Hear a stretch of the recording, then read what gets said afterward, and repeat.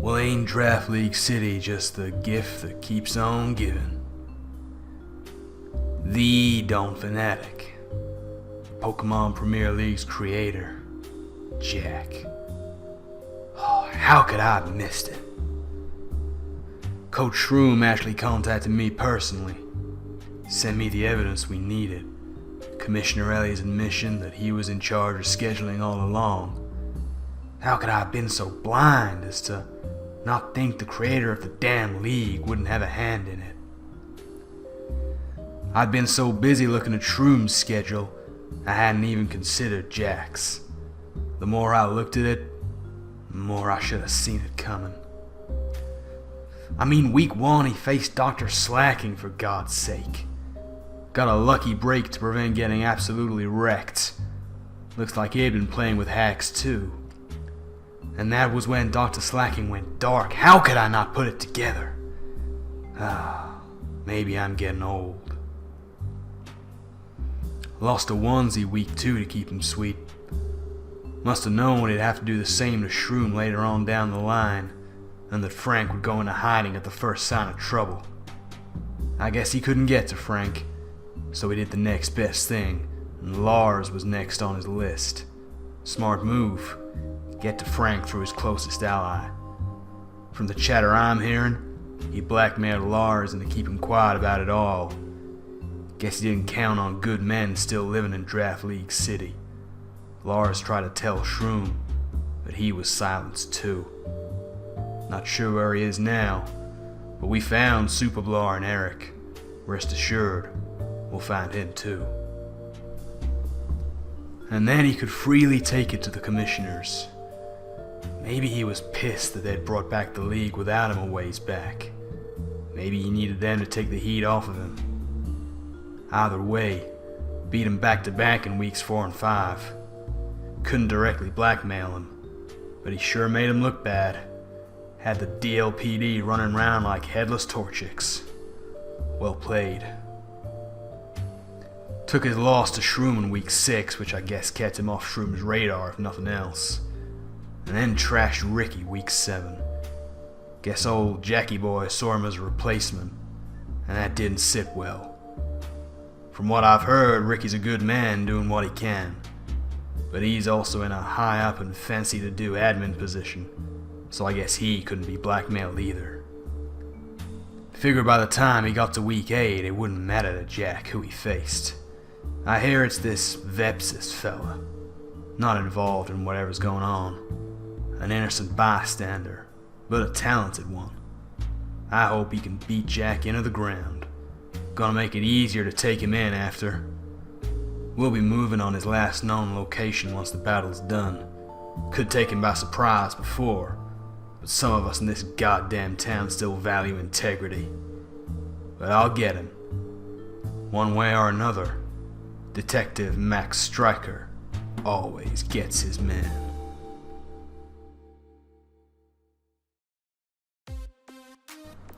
Hello everyone, Shroomraver here, and welcome to my week 8 game from season 2 of the Pokemon Premier League. Yes indeed, now this is the final game of the regular season, and it looks like we might actually be getting to the bottom of all the weird stuff that was happening in the PPL. We needed to know who was behind, the scheduling, to see who was putting us in this position. And we were wrong about it being the commissioners, because as you heard last week, they put the Don Fanatic in charge. Now I've passed that information on to the DLPD, and I'm hoping they'll be acting on it and bringing someone we thought was our friend to justice. It's a tough draw, but that is just the way it is. But with all that aside, we've got a game to play. And it's quite an important game for several reasons. We are going to be going up against our good friend once again, Killuaboom, and the NJ Gholdengos. We have a little bit of history with him. We battled him in Bolton Flare and he destroyed us. Now, this is an interesting match, and I'm going to give you some background on how things are going to go in the playoffs. 8 teams obviously go through to playoffs. It's actually 10. The top 6 teams in the league after the regular season automatically qualify, and then position 7 plays 10 and 8 plays 9 in order to get those last 2 spots. Now, the top 4 will get to choose their opponents in the quarterfinals. Now, what's fun about this is that because of how things are, Team 1, that's Mounte, he's 7-0, he's through.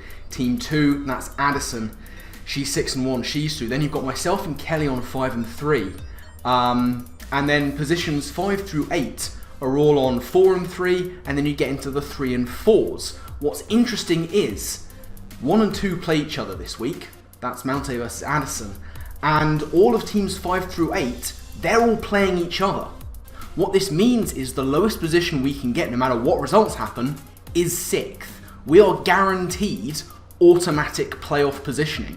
This game matters for so many other reasons, because there's a whole bunch of teams on 3 and 4 that could try and take those last 2 spots. What it means is this game, me versus Killua, who is on 3 and 4 as well, matters to like 6 coaches, and none of them are me. But we are still taking this game seriously, because we want as good a position as possible going into the playoffs. Now, the NJ Gholdengos team is as follows: Annihilate, Roaring Moon, Metagross, Primarina, Donphan, Landorus Incarnate, Killuaboom, Muck, Keldeo, and Kamala. His Terra Captains, you have Killuaboom, which can go flying, ground, and water. You have Muck that can go poison, grass, and fire. It's a very tough team, and a lot of his mons have a very good matchup against me. Very clearly, that Killuaboom is a big threat, Primarina, and of course those top 3, Annihilate, Roaring Moon, and Metagross, they are deadly. Along with all his others. Sorry, I'm a bit bummed up, I'm still a bit ill. So we're going to have to get a little bit creative here, but we're going to give it our best shot. So, first up, we have Assault Vest Garchomp, max attack, 18 special attack, 248 speed with a jolly nature. We have Earthquake, Scale Shot, Surf, and Stone Edge on there. Negative nature with Surf, that is mainly for the Donphan, potentially even the Landorus. Earthquake goes pretty hard into his team. Outside of the Killuaboom, it is hitting everything, I believe. Sorry, outside of the Killuaboom and the Landorus, hitting everything for neutral damage. Garchomp, if I can get Scale Shot up, is going to do a lot of work. Earthquake, as I say, goes through a lot of his stuff. Stone Edge on there, mostly for those 2 flying types. Next up, we have our basic win condition. That is going to be Weakness Policy Mew. We have, max special attack, modest, 208 speed, 48 into defense. We have agility, Draining Kiss, Psychic, and Earth Power. Again, this goes very hard into his team. It's hitting pretty much everything for super effective damage outside of like the Primarina and the Donphan. But the Donphan does not have great special defense. We're also not hitting the Kamala, but I'm not as worried about that. This thing can do a massive amount of work if I can get that weakness policy off with an agility. He's got a few things on his team that might want to be U-turning around. He has a few unstabbed knockoffs that can do the damage as well. So I'm hoping in the end game, once I've weakened some specific things, broken a sturdy here and there, that Mew can put in a huge amount of work. Third member of the team is going to be Sinistra. We have a nearly full physically defensive Citrus Berry Sinistra here, with Machagotcha, Terra Blast for that Terra Fairy, Shadow Ball, and Calm Mind. No Strength Sap here, despite his very powerful physical attackers. Last thing I want to do is catch that Annihilate coming in and getting a Defiant boost. That would be no bueno, especially if it's Scarf, which I'm kind of expecting it to be. But big Fizz Def on here to take on his physical threats, Calm Mind to boost up and hopefully do some damage in the mid game. Now, admittedly, this game doesn't matter to me in terms of my positioning. I'm guaranteed automatic qualification for the playoffs. But that doesn't mean that I am memeing. So when I say that I am giving a debut to Charjabug, it's for a good reason. This is, again, a full physically defensive set on here with the Eviolite, X-Scissor, Thunder Wave, Light Screen, and Baton Pass. Let me tell you something about Charjabug. Those top 3 mons, those big physical attackers, all of which I'm expecting to come. Annihilate, Roaring Moon, and the Metagross. If they are all max attack, adamant, choice band, even if that Annihilate has already taken a hit to power up its Rage Fist, outside of running dedicated moves for Charjabug, none of them can 2-hit KO me, which is wild. What I'm using Charjabug for in this game is to switch into those physical attackers and immediately baton pass out. This is one of my main pivots in this game. It can tank physical hits all day, every day. And then if they stay in, I can get my initiative. If they switch out, same thing, and go into a big threat to take on members of his team. I'm actually anticipating Charjabug to do a lot of work here. I'm not anticipating it getting any kills, but I want it to enable the other members of my team. One of those team members I wanted to enable is going to be Choice Scarfed Enamorous. It's been a while since we've seen Enamorous on the team, but Scarf Enamorous here has a very good matchup. We have max special attack Modest, 236 in speed is allowing it to outrun the Landorus. We have Moonblast, Earth Power, Tailwind and Healing Wish. Moonblast goes really hard into his squads. It is only not hitting 2 of his mons for neutral damage, those being the Muck and the Metagross, both of which get trounced by Earth Power. Tailwind on there just in case something on his team is getting out of hand, like that Roaring Moon. Healing Wish could be useful to give something like Mew a second chance, or to heal up something like the Sinistcha or indeed the Charjabug to take more hits down the line. Final member of the team is going to be Assault Vest Raikou. We are rocking 252 special attack, 200 speed, timid, 44 in speed F, 12 into defense. Say that Assault Vest is on there. Thunderbolt, Volt Switch, Scald and Aura Sphere. This is going to be my main answer to his Killuaboom. I'm kind of expecting Terra Water Killuaboom. Aura Sphere is basically my best thing to hit that, while still not allowing it to get walled by the likes of the Roaring Moon. Other than that, it's fairly standard. Scald on there for the potential switch into the Landorus if he wants to get offensive on me. Thunderbolt Volt Switch, very standard. This Killuaboom I do not believe can 2-hit KO me, even if it is Specs, which again, I'm kind of anticipating. So that is my team going into this. Looking at Killua's team, those top 3, Annihilate, Roaring Moon and Metagross, I am fully anticipating him to bring. I don't see any reason why he wouldn't. The Killuaboom has an amazing matchup into me, so I'm expecting that. I don't see Kamala coming. I don't see the Muck coming. Out of the other 4, the Primarina, Donphan, Landorus, and the Keldeo, any of them could realistically come. The Donphan, I think he could want to bring, given that I have this Hazard Stack team potential going on. But realistically, it could be any of them, but those 4 that I mentioned, those top 3, Annihilate, Roaring Moon, Metagross, and indeed the Terra Killuaboom, those are the ones I'm fully anticipating him to bring. So that's my thoughts going into this match. Without further ado, let's get into it, see how things play out. So, as you can see, he has decided to bring Metagross, Landorus, Killuaboom, Annihilate, Roaring Moon, and Primarina. I was having a bit of trouble with my Joy-Con, which is why it's cycling through everything. A lot of what I was expecting him to bring, those top 3 are indeed there.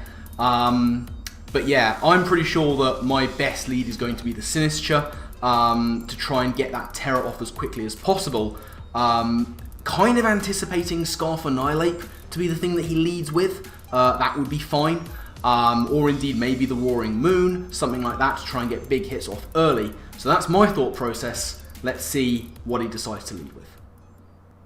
So, battle gonna start here against Killuaboom and the NJ Gholdengos for the final week. He is going to start off with his Killuaboom as I go with my Sinistcha. This is a horrible lead for me. He's going to Terra up if he specs. That is going to do a huge amount of damage even if I Terra out of grass. So I immediately have to get on out of there. My dedicated go-to guy for this is going to be my Raikou, as you'll see here. I'm sort of hovering over it, waiting to go into it. That is going to be my best switch no matter what he decides to go with. So I'm just going to go hard into it and see what his plan is for this first turn. So, going to get out of there with my Sinistcha. Going to go into my Assault Vest Raikou, the best thing to take on this Killuaboom. Pressure going to go off. And as you'll see, he is going to immediately, frame 1, go for his Terra. I was expecting this to be water. As it turns out, he's actually just going to go hard Terra Flying. which is kind of crazy and kind of scary if he just decides to go straight for Hurricane and is indeed choice specs. He does go for the Hurricane. That's going to come in and do quite a lot of damage. Not as much as I was expecting, which means he is definitely not specs. But he is not going to want to stay in here.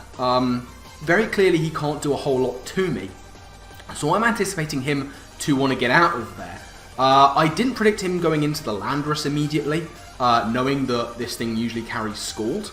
I expect him to go into a safe middle, probably the Metagross. That in mind, I am going to go for the Volt Switch. He may have Volt Absorb, but if he stays in, he's not doing a lot of damage, and he's not actually healing anything from his Volt Absorb.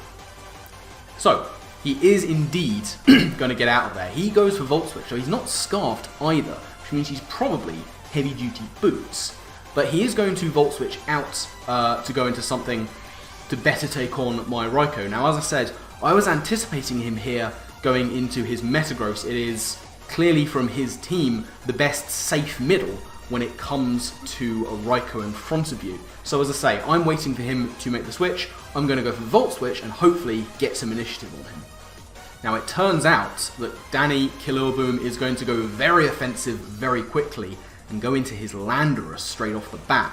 I do break through the confusion, but I go for Volt Switch. Of course, he is immune to that. Now, I may be Assault Vest, but something like a Life Orb, Sheer Force, Earth Power is going to hurt like the dickens, and I can't afford to take that hit, so I have to go out into something else to better take on the Landorus. Now that is going to be my other Assault Vest user, which is going to of course be my Garchomp. So I'm going to go into my Garchomp here to see what I can do against this guy. He's going to go for Earth Power. That is going to do so much damage, over half of what I have. That is a problem. However, he doesn't know what my set is from that. He might guess that I'm Assault Vest. Either way, I'm a Garchomp and I do outspeed him. So he is not going to want to stay in here. Either way, I am just going to go for Stone Edge. It is probably my best move to hit this and whatever might come in, which looking at his team, could well be the Primarina. And he is going to switch on out of there, and like predicted, he is going to go into Toon Mermaid, that is the Primarina. So I'm going to go for a Stone Edge here, and that does not do much at all. He doesn't show leftovers, and he takes very little damage. That's looking to be a very physically defensive Primarina, probably Rocky Helmet, to take on some of my physical threats, like this Garchomp, and indeed my Hisuian Samurott. Now, if I want Mew to do a lot of work late game, this Primarina has to be weakened. And if that means that Garchomp has to go down, especially since I don't really have anything to switch into this guy, then that's just going to have to be how it is. So, I am going to click Earthquake here to get big damage on this guy, and it's going to do about 50% of his total health. He's going to go for Moonblast. I may be Assault Vest, but unfortunately that is not a hit I'm taking. The crit there very much doesn't matter, even if he doesn't have investment. That's taking me out all day, every day. I'm going to take this opportunity to go into my Enamorus. Seeing that he is very physically defensive, that means he doesn't have special defense investment, and looking at the counts, a Moonblast will take him out from this range. So that is going to be my play. He only has one resistance to Moonblast, and that is going to be the Metagross. So my play is to just click it, attack what's in front of me. This thing is too much of a threat, and I need it gone. So I go for the Moonblast, and it is indeed gone. Big threat out of my way, and one of the main things stopping my Mew from late game sweeping is now gone too. Now, the clear and obvious switch for him here is going to be that Metagross. That Metagross is going to come in and hit the field. But now it is time. I don't waste any time making this play. It is straight into Charjabug to test out exactly how bulky this thing can be. So, I'm going to get on out of there, and I'm going to make the switch, and in he comes. It is Holy Driver. It is the Charjabug. So, Metagross here is going to go for knockoff. That's unfortunate because my Violet's gone, but that does so very little damage. So very little. I was very happy with how well Charjabug took that hit. Now, like I've said, Charjabug is my switch into his physical threats, and once I go in, I take a hit and Baton Pass. So that is what I'm going to do. So, he is of course going to withdraw the Metagross from the field of play. He is going to go hard into his Killuaboom. But, like I said, my play is to take hits with Charjabug and Baton Pass on whatever he wants to go into. That's the play. I baton pass out of there, and I immediately get the initiative right back in my favour. Now, I could go into one of two things here. It's either going to be the Raikou, or it's going to be the Enamorus to outspeed and try and Oko, but I wasn't sure of his investment. There is still a chance that he's not heavy duty boots and could indeed be Assault Vest or something random like that. So either way, it's got to be Raikou that I go into. That is the choice I make. Raikou's going to come in here and hopefully be able to tank some hits and start dealing damage to this Killuaboom. He's going to go for a Hurricane here. As you'll see, going to go for that, and it is, again, not going to do a whole huge amount. I can certainly easily take one more. I'm going to go for Scald, does about 40%, and finally, we get a burn! How exciting is that? How long has it been since we actually got a burn, a meaningful one this season? Either way, that takes him to just above half of his health, but I don't have anything that wants to switch in here. But Raikou's job was to take this guy on. He's got a lot of physical threats that can all do lots of damage to Raikou, so I'm just going to stay in and keep spamming Scald to try and take this thing out before it can do the same to me. Now clearly, Danny is determined to take out this Raikou, so he's going to go for the Hurricane once more. It is not going to take me out, and we're going to go for another Scald. Now that's going to come in and take him so very low, the burn is not quite going to take him out. But next turn, that burn will take him down, unless he roosts, which I'm not predicting him to go for. I think he's just going to want to try and take out this Raikou, and it's looking like with Hurricane, he might be able to. But he will go down to the burn next turn, and that will be a huge threat gone from the field of play, so I'm going to stay in and keep hitting Scald. And that series of plays is exactly what happens. He's going to go for another Hurricane. He's going to hit all his Hurricanes, which is good for him. That is going to take out my Raikou, unfortunately for me, but the burn is going to come in on his side, and that is going to take him down too. So my Raikou may have gone down, but it was only ever really around to take on this Killuaboom and to a lesser extent the Primarina. They're both gone now, which is great. At this point, he is going to go back into his Landorus as I make the play into my Sinistcha. Now, this is fairly decent for me, but it is very likely, in fact I'd put money on it, that he is packing the Sludge Wave. So terroring up is not an option. It's far better for me to not terror at all and just go for Matcha Gotcha and try and get some big damage on him. I have the Citrus Berry. It seems likely that if I don't terror, that Life Orb Sheer Force Sludge Wave is going to take me into Citrus Berry range. So I'm going to go for Matcha Gotcha here, get even more health back, and maybe even snag a cheeky burn.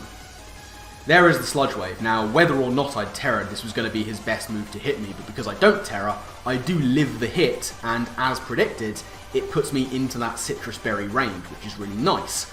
I'm going to go for Matcha Gotcha. Now, this is a neutral hit on him, but it's still going to do good damage. As you'll see, around about 35 to 40%, and I get so much health back along with that, which is really nice. It just means that I can take one more hit and get more chip damage onto this guy so that I can revenge him later on with something faster, basically my Enamorus.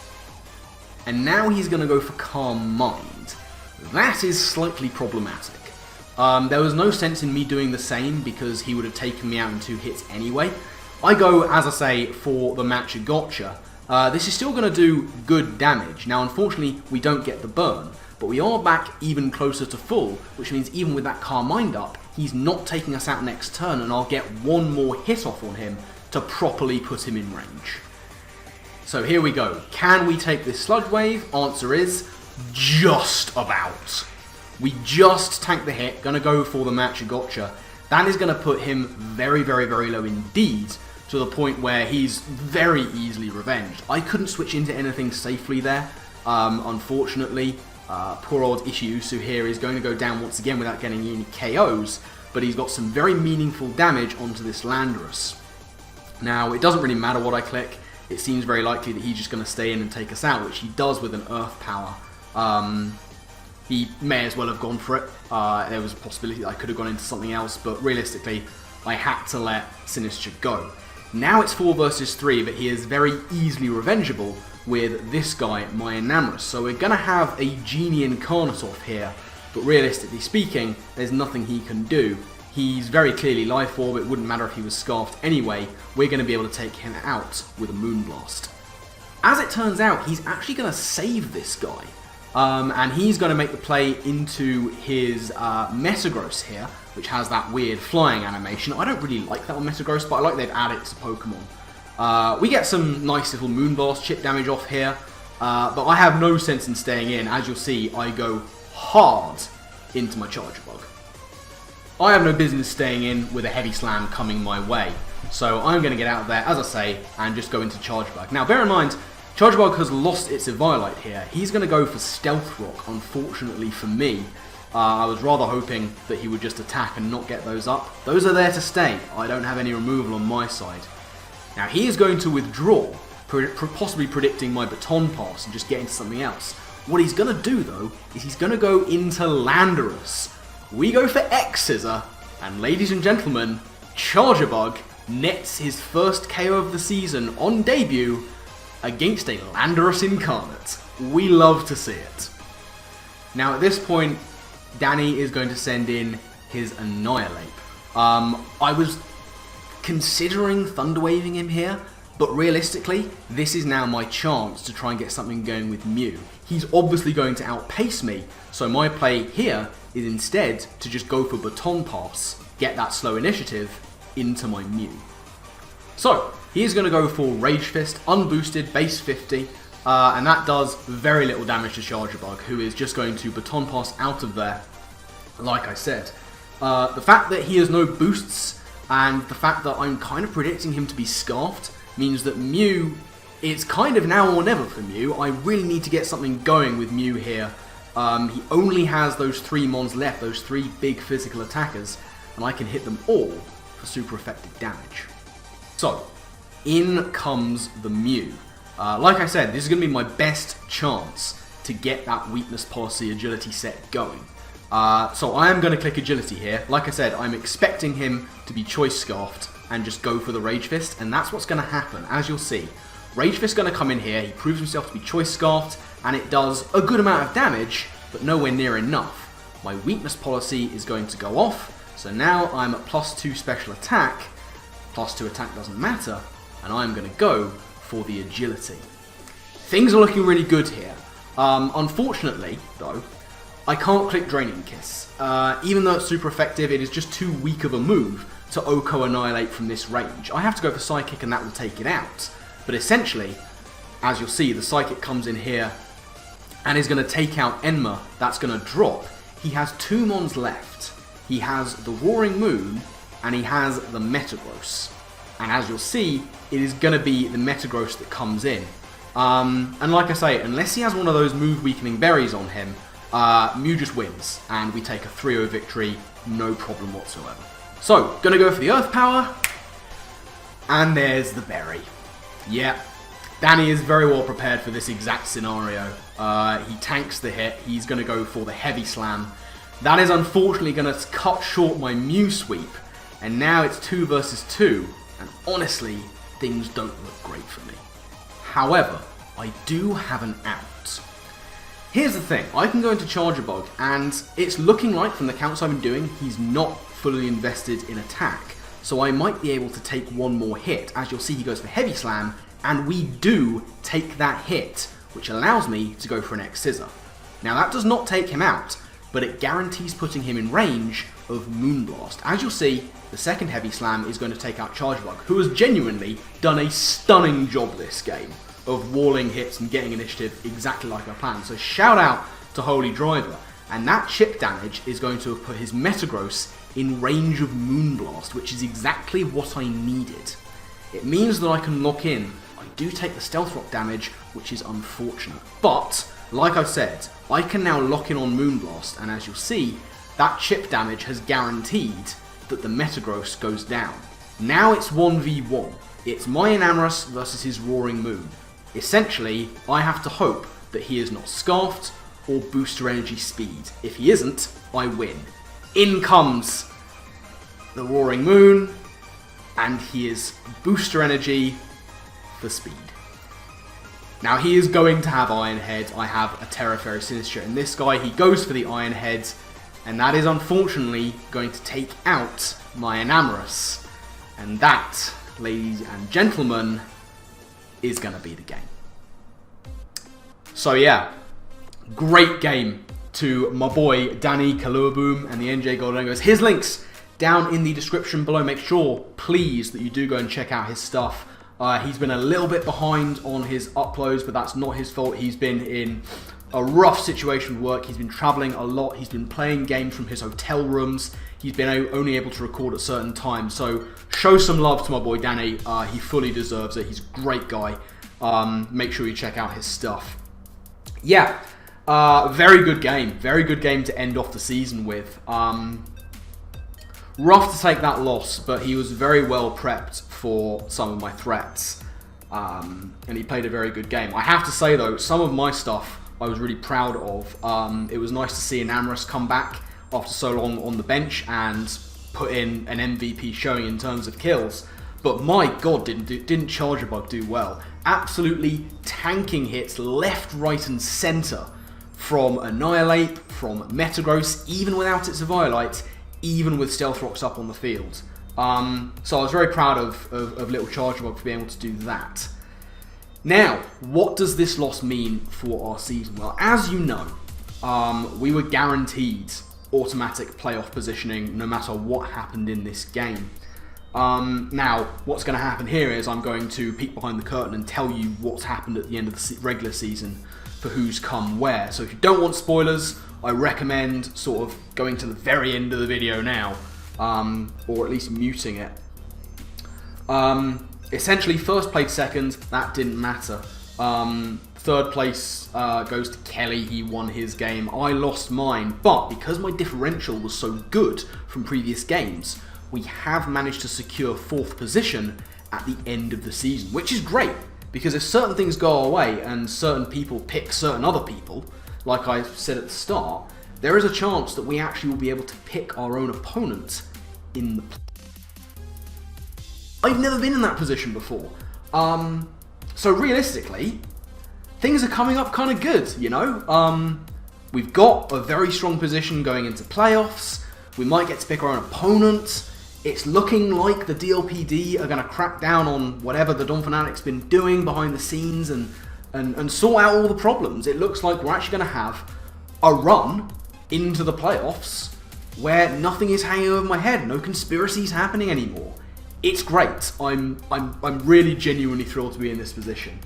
But yeah, that is a story for another time. I think there's going to be a little bit of a break while the play-in matches happen to determine who gets those final 2 playoff spots going into the quarterfinals. But then we're going to be in the quarterfinals, which is super exciting stuff. And now there's no conspiracy stuff standing in our way. We might actually be able to have a shot at this. I mean, we've been a bit of a dark horse in this league. You know, there's a lot of people who are better players than us.